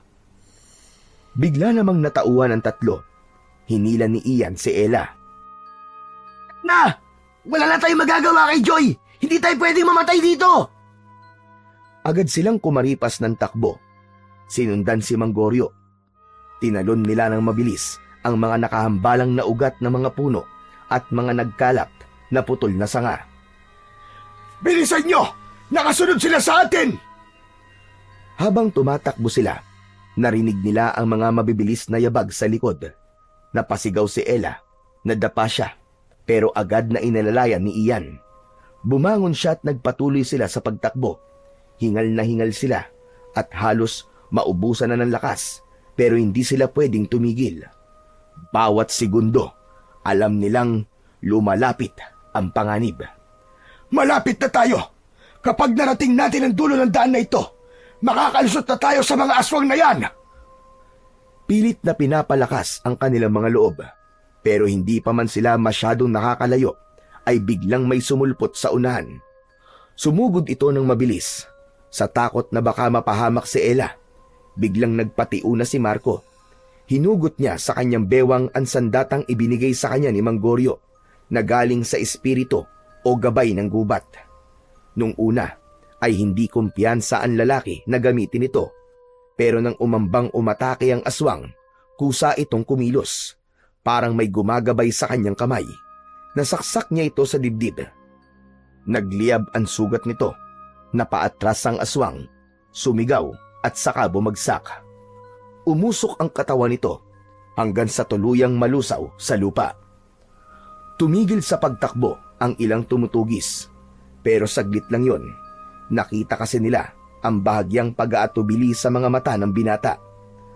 Agad na sumugod ang dalawa sa kanila at pinagtulungan si Marco. Mainit na mainit ang pakiramdam ng binata sa pagkakataong yon. Para siyang napapaso sa kanyang mutya, pero ang init na yon, ramdam niyang nagbibigay sa kanya ng dagdag na lakas at proteksyon. Agad siyang tinaga ng dalawang aswang sa magkabilaan niyang braso, pero hindi siya tinablan ng mga patalim. Tumalbog lamang ang mga ito sa kanyang balat. Nang gagalaiti sa inis ang dalawang aswang, muling inatake si Marco, ngunit bago pa sila makalapit, umigkas ang binata. Mabilis ang kanyang galaw, maliksi at malakas. Biglang napapikit ang dalawang aswang na nasa kanyang harapan nang makita nila itong biglang nagliwanag. At sa kanilang pagmulat, nakita nilang ang sandata nito at si Marco ay tila naging isa. Ang patalim ay nagmukhang isang dambuhalang sipit ng alimango at sa isang galaw nito, isinipit niya ito sa tagiliran ng isang kalaban. Sumirit ang dugo. Narinig nila ang paglagutok ng buto at sa isang iglap lang, nahati ang katawan nito. Sumunod naman ay umikot siya at pinuntirya naman ang leeg ng isa pa. Nalaglag ang ulo ng aswang sa lupa, nasunog at natunaw. Pagbagsak ng ikalawang aswang, saglit na natahimik ang paligid. Ang ibang aswang ay hindi na lumapit. Ang mga mata nila puno ng galit pero may halo ng takot. Takot sa hindi nila maintindihang lakas na biglang nagising sa binata. Nakatingin lang sina Ella at Ian. Walang masabi sa ipinakitang galing ni Marco. Pero sa mga mata nila, normal lang ang lahat. Bilis at lakas lang ang kanilang nakikita at ang punyal. Ngunit ang kakaibang anyo ng pinag-isang kapangyarihan ng mutya at ng punyal ay hindi nila nakita. Tanging ang mga aswang lang at si Manggoryo ang nakakita ng kagilagilalas na kapangyarihan nun. Lumapit ang matanda kay Marco. Ang mutya ng alimango, tunay nga nasa iyo ang kabal ng mga sinaunang mandirigma. Hindi ka ordinaryo, iyo. Napakahusay mo. Napatingin si Marco sa kanyang mga kamay. Nanginginig ito, hindi sa takot, kundi sa malakas na enerhiyang hindi pa rin humuhupa. Huminga siya ng malalim. Wala na si Joy. Hindi pa rin nila alam kung buhay pa si Benji. Napuno ng galit ang kanyang dibdib. Sumigaw siya ng napakalakas. Sumugod si Marco. Mabilis. Parang isang kidlat. Isa agad ang kanyang napuruhan. Ang mga aswang ay sabay-sabay na sumalakay. May sumugod sa likod, pero naramdaman ni Marco. Umikot siya at sinipa ito sa dibdib. May 3 lumapit pa. Inihanda niya ang kanyang punyal at mabilis na pinagsasasaksak ang mga ito. Tumatama naman ang mga sandata nila, pero matibay ang kanyang katawan. Malakas ang kanyang mutya. Hindi siya tinatablan ng kahit na anumang matutulis na sandata. Malapit nang maubos ni Marco ang lahat ng mga aswang. Natira na lamang ang 2 may sirang muka. Maya-maya pa ay nagbago sila ng anyo. Naging isang mabangis na nilalang na may matatalim na kuko at pangil. Isa sa kanila ang tumili ng matinis at sumugod. Kinagat siya nito sa leeg, ngunit tulad ng mga nauna, hindi rin bumaon ang mga pangil nito.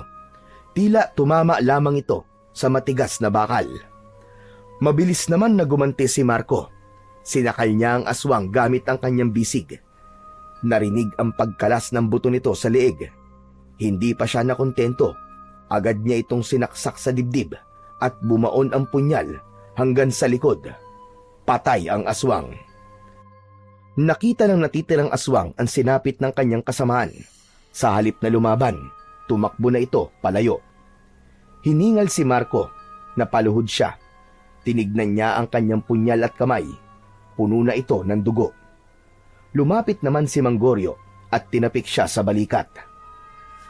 Tama na, iyo. Tapos na. Wala na sila. Tumango si Marco, bagamat hindi pa rin maalis sa kanyang muka ang matinding lungkot. Ba't ngayon lang, Manggorio? Ba't di mo sinabi sa akin na ganito kalakas ang mutyang to?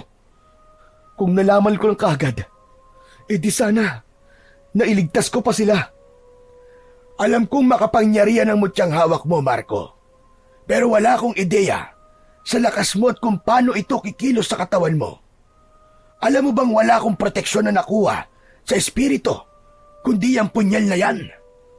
Ngayon ko lang din naintindihan na mas lumalakas ang kapangyarihan ng mutya at ng punyal kapag pinagsama. Para silang nilikhang magkaugnay. Dahan-dahang tumayo si Marco. Tinignan niya si Manggorio, saka tumango. Tara na po.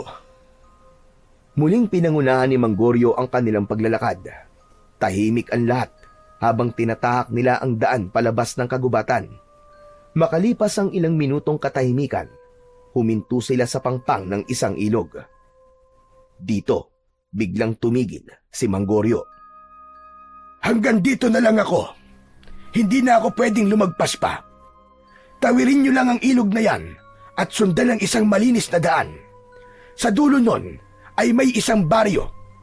Humingi kayo ng saklolo sa kanila. Tunay na mga tao nakatira doon. Wala na kayong dapat na ipag-alala. Mag-iingat kayo. Manggorio, hindi ko po alam kung ano po naghihintay sa amin. Pero maraming salamat po talaga. Hindi ko po kayo malilimutan. Tumango si Manggorio at humakbang paatras, palayo sa kanila. Nagpatuloy lang ito sa paglalakad hanggang sa tuluyan na itong maglaho sa kakawyan. Tumawid na ang 3 sa ilog at tulad ng sinabi ng matanda, nakita nga nila ang isang malinis na daan. Habang tinatahak nila ito, tahimik silang lahat. Kita sa kanilang mga itsura ang matinding pagod at lungkot. Si Ella ay paminsang-minsang nagpapahid ng luha sa kanyang mga mata. Pagdating nila sa dulo ng daan, nakita nila ang isang maliit na baryo. Isang matandang babae ang kagad na lumapit sa kanila. Agad silang pinatuloy sa kanyang bahay at pinagpahinga. Sa pagkakataong yon, nagpasalamat na sila sa Diyos dahil sa wakas, ligtas na sila. Pagkalipas ng ilang oras, nang medyo naimasmasan na sila, nagsimula ng magsalita si Marco. Nagpasalamat siya sa matandang babae. Pagkatapos ay hinarap niya si Ella at Ian. Alam nyo, kanina pa ako may gustong sabihin sa inyong dalawa eh. Gusto ko lang linawin ang mga bagay-bagay. Siguro naman ay aaminin nyo na sa akin kung ano ba talaga namamagitan sa inyong dalawa. Nagkatinginan si Ella at Ian. Parehong nag-aalala at di makatingin ng diretso kay Marco. Hindi ako tanga. Pero ayaw ko lang aminin nung una. Gets ko yung mga parinig ni Joy tungkol sa inyo eh. Marco, patawarin mo ko. Patawarin mo kami. Hindi ko sinasadya. Nagsimula lang yon nung mga panahong lagi kang abala. Laging malayo. At si Ian, nandyan siya palagi. Napayuko si Ella. Nangilid ang luha. Si Ian naman ay napakamot ng batok. Halatang hindi alam kung paano magpapaliwanag. Kailan niyo pa ako niloloko? Walang sumagot. Tahimik lang ang dalawa. Muling nagsalita si Marco, pero sa mas malamig na niyang boses. Kaya pala galit sa inyo si Joy at si Benji. Alam din niya to. Ako lang ang naging bulag. Tanga. Napakatanga ko. Tapusin na natin to, Ella. Hindi ako magmamakaawa sa'yo. Tapos na tayo. Tapos na kayong dalawa sa akin. Tumayo siya at naglakad palayo. Pagkatapos ng araw na yon, naghiwa-hiwalay sila ng landas. Hindi na bumalik sa Maynila si Marco. Sa halip ay pinili niyang umuwi sa kanilang probinsya. Doon niya sinimulan ang panibagong buhay. Malayo sa ingay ng lungsod. Malayo sa alaala ng trahedya sa gubat. At higit sa lahat, malayo kay Ella. Hindi alam ng mga tao sa kanila na naging lihim siyang tagapangalaga ng kanilang baryo. Kapag may mga balitang may kakaibang nilalang na gumagala sa paligid, tahimik siyang kumikilos gamit ang kanyang mutya ng alimango at ang mahiwagang punyal. Pagkalipas ng halos 3 taon, nakilala niya ang isang simpleng babae. Napangasawa niya ito at nagkaroon sila ng isang malusog na anak na lalaki. Hindi naging madali ang buhay ni Marco pagkatapos ng trahedya.